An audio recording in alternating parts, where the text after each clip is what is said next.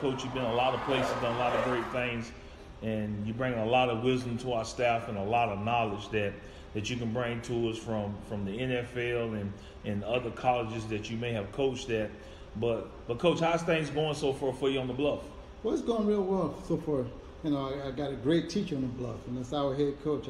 You're a great defensive coach, and something I always have noticed from afar. I met you a bunch of years ago, and I always watch defensive coordinators and watch what they do. And I had a great privilege of meeting you years ago, and I always kept an eye on you and watched what you did. You've done a great job over the past 7, 8 years. Well, I tell you, Coach, I appreciate that, and you know, I elevated you up to the defensive coordinator because, Coach, I really think you got to be able to sit back as a leader and say what's best for the guys. And sometimes, you know, with this new generation, with this new millennial generation, I really felt that our guys needed more of a patience guy, or more of a calmer demeanor, but yet a guy that really had a lot of knowledge. And Coach, I tell you, I sit back and I watch you, and you're a great learner, you're a great listener, and to me, that's what I think is going to drive us to the next stage when it comes to defense. They want to really talk to you a lot about you today, Coach. But again, I'm so excited to have you as a part of our staff, not only as our defensive coordinator, but also our cornersback coach, because I understand and I value the success that you've had and the places that you've been, and to put you in a position to be able to pour out into these young men. I watch you do that on a daily basis. All I can say is thank you for being a part of our program. Well, no, Coach, you know, it's a great honor, like I said earlier. You know, it's good being able to come and work with good coaches. I think that's the key. I think you're one of the well-kept secrets that people don't know a whole lot about, but if I had my way, they're going to know about you because you are a great coach, you're a great leader, and I think the players are starting to finally understand the type of leader that you really are. This is my short year and a half of being here and listening to you speak to the team and motivate the team and use your different ways of getting over to the team. I think it's been a blessing for all of us. I know myself it has been. And I think defensively we've gotten better from day one. We're going to continue to get better with your help and with the help of the rest of the defensive staff. I think we've got a good staff here. And that's one thing I think as a defensive coordinator, I always look to others for help because I can't do it by myself. I don't want to do it by myself. I'm one of those guys, I'm looking for everybody to put in and be a part of what we're going to accomplish it because it's going to be something special. Also get the players, get them some ownership of what we're doing so they can have a truer, better understanding of what we're trying to accomplish here also. I think with your guidance and everybody else going to be pulling in the same direction, and I look for great things for this upcoming season. Well, Coach, I tell you, I think it's going to be great. I think we get off to a great start from this spring.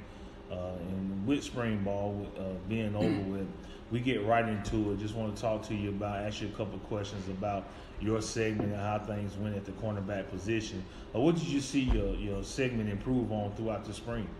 I think overall, I think we did a good job of guys that's understanding the base defense. I think we made that type of improvement because I think once you understand what you're doing, you have the ability to play faster, have a better understanding of what you're trying to accomplish. And I think that's something you have done and we have done as a defensive team, trying to cut back on some of the verbiage. And a lot of guys have a better understanding so they can play faster. And once you play faster, you play with a better understanding and you get from point A to point B a lot quicker. I agree with you 100% on that, Coach. Simplifying. I really think. I was reading a Bruce Lee quote the other day where it says, you know, he's not afraid of a guy that has 10,000 kicks over 100 times, but he's more afraid of a guy that has 100 kicks over 10,000 times. And my philosophy with that is that, you know, you can do 10 things 100 times and do 100 things 10 times. And I think when you simplify and when you look at that, you say, well, the biggest thing is how can we get better at something if we don't rep it a whole lot? So we were able to spend a lot of time on a certain amount of things and really perfect them and get good at it.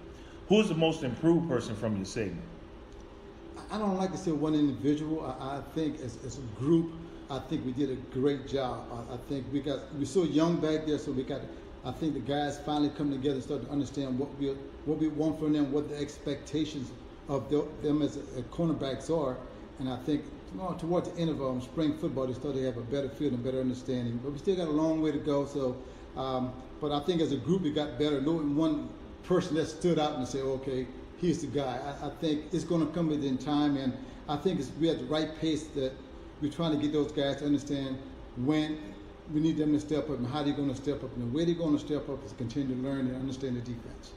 Well, I tell you, Coach, you got some good guys in that room, and they're very competitive. And I think as long as we keep that competitive edge, and with your guidance, they'll continue to get better. And as they continue to get better, I think we'll see some leaders emerge from that room.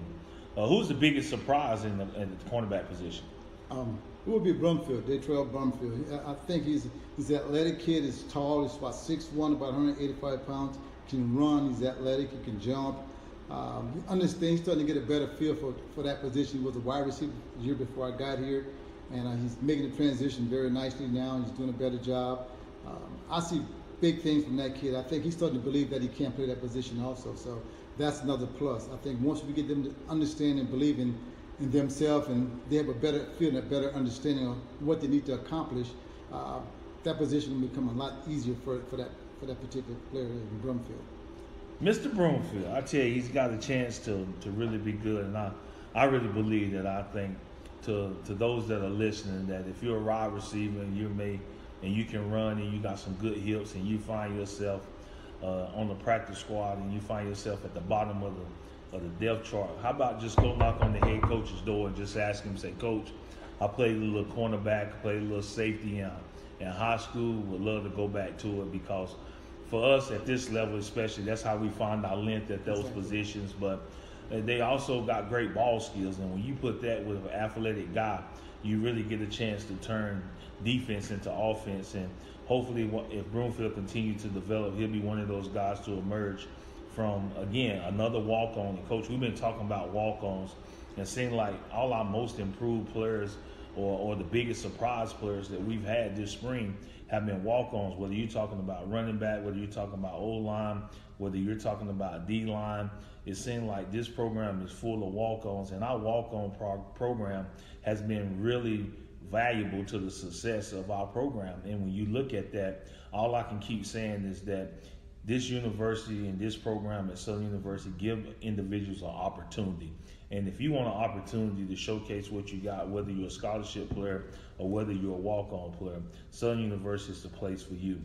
And Coach, I'm telling you, I'm happy for Brumfield, and I think you've done a tremendous job, and hopefully he can continue to improve this offseason. 3 things, Coach, in this setting that we need to improve on this offseason. What are some of those things that you see that the cornerbacks need to improve on? I think they need to improve on being more consistent. Consistency is one of the bigger things at that position that you need to, you can make one play, knock a ball down, get a PBU, interception, INT, and you're feeling good about yourself. But 3 plays later, you can give up a big touchdown. So you got to be consistent in what you do. You got to always play with urgency also. I think those guys lose that sometimes. After you make a play, you have a tendency of letting down. You got to keep that intensity going. You got to keep that certain swag about yourself, how you're going to do certain things, and always keep it even. Trying to be an even keel player. And I think that's one of the things I'm emphasizing to the guys right now. You can't get too high. You can't get too low. So you got to want to stay somewhere in the middle so that you can always move up and be an effective player on each snap. So that's one of the things that I think. 2 of the things that I think we need to get better on and improve on this past spring. And also we have a better understanding how to play the game. I think the guys are really starting to feel better about who they are, what they can do, and what they're capable of doing.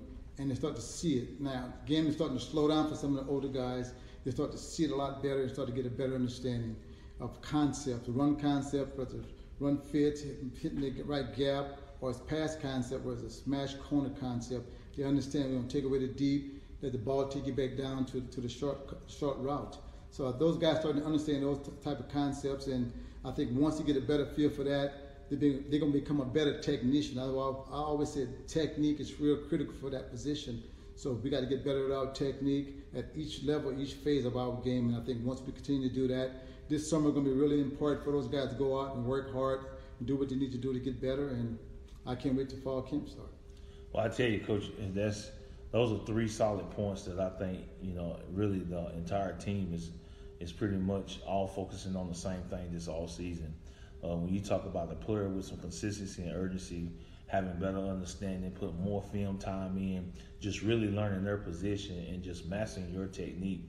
Because we know talent gets you so far, but at the end of the day, you go get put into a jam and your technique is what go bail you out, because there's no substitute for a great technician, and that's what we're striving to get, especially in our cornerback position. So it's great to see you, Coach, just continue to pound that nail with some things that we know that in the long run, when the game's on the line, they're going to be able to draw from these three things and really get that much better and a better understanding of the cornerback position. Coach, now we talk about the depth chart. How did the depth chart unfold coming out of spring football? Coming out of spring football, I look at three guys that I think once we go back into fall camp, we're going to be really battling for those two spots. And that's Robert Rim, Jordan Eastland, and Glenn Brown. Those three guys, I think right now they are our top three corners. And the way we practiced this past spring, we rotated those three guys in, and Robert got a little banged up a bit with his knee, and the other two guys got better. You know, Robert got to come back and work hard in off season and in the summer months and get ready for training camps to be physically healthy and ready to go and compete. I think we got those three guys, and we don't know who's going to step up. I'm looking for one guy. I talked about him earlier, Brumfield. I'd look for him to really step up and make a big jump this off season. And if he does that, I think we can be right where we need to be for that position. And I got O.J. Tucker and Sims and Nicholas, and these guys are down the line guys, but they are guys here working hard for us and giving us everything they have, and they're real competitive, and that's all we can ask for right now, everybody to be competitive at that position. Okay, I tell you, you got a lot of guys to pick from, and you're right. Some guys got to emerge from that 3 and 4 and 5 and 6 group to say that, you know, I want to be a 2 or a 3 or even a 1 or a 2.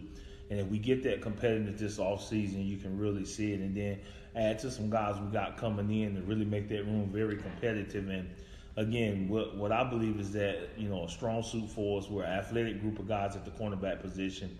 It's about staying healthy and playing with confidence. And if we can get that room playing with so much more confidence, it's amazing how great they're going to be, because they're a talented group of guys. And we're just excited for what you've been able to do since you've been here. And we know that the cornerback position going to be a strong suit for us. It's always usually whatever the coordinator position is coaching, is you usually go to put more expectation on those guys. And we saw that throughout spring. We saw you raise their expectation, and every day it wasn't good enough. And if they continue that motto, get 1% better each and every day, by the time we get to the season, they'll be good enough to give the Jags a chance to win in 2019. So, Coach, we're glad to have you. Always a pleasure to have you on the show. You've done a great job. I appreciate you, and I know the sky's the limit. You come with a lot of wisdom. You're very calm. You're very attentive. You're a great listener, and I just think that helped our room become so much better. And we're glad to have you on our staff at Southern University. Coach, I'm glad to be here. We're not want to be no other place right now, just given time, and I think God got me for a reason. So I'm looking for great things this coming fall, and I know that we're going to be very special this year. So we just got to go out and work hard, work special, and be special, and do all the things that we need to do to be successful. I think our leadership is there already. Start from the top with yourself, and I think once the players understand that, or continue to understand that, and it's going to work down to everybody else, and we're going to do what we got to do in order to be successful this year, and go Jags. Go Jags. Well, that's a wrap right there with Coach Lionel Washington here on the Dawson on the Radio Show. Next up, we'll hear from our safeties coach, Wayne Cordova.